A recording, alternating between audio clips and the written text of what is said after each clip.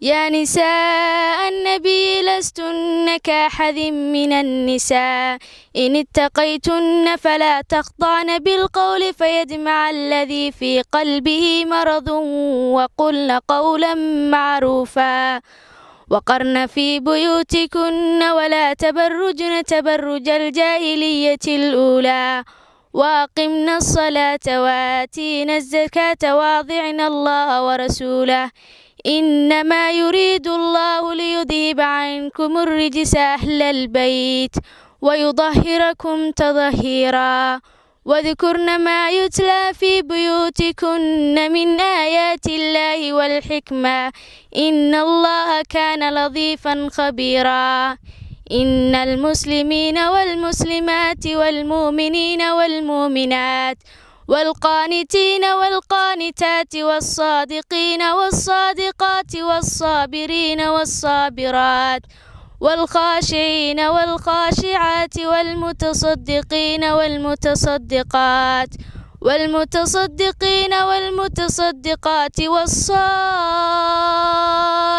والصائمات والحافظين فروجهم والحافظات والذاكرين الله كثيرا والذاكرات أعد الله لهم مغفرة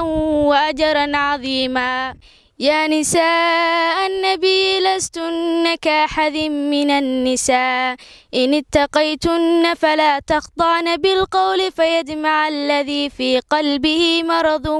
وقلن قولا معروفا وقرن في بيوتكن ولا تبرجن تبرج الجاهلية الأولى وأقمنا الصلاة وآتينا الزكاة وأطعنا الله ورسوله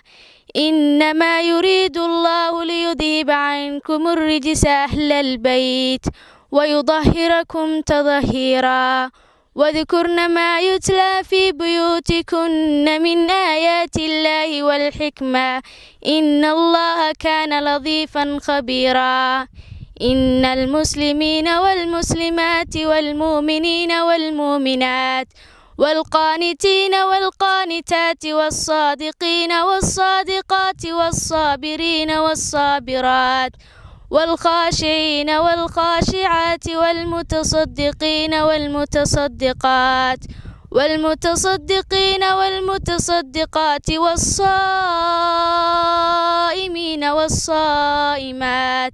والحافظين فروجهم والحافظات والذاكرين الله كثيرا والذاكرات أعد الله لهم مغفرة وأجرا عظيما.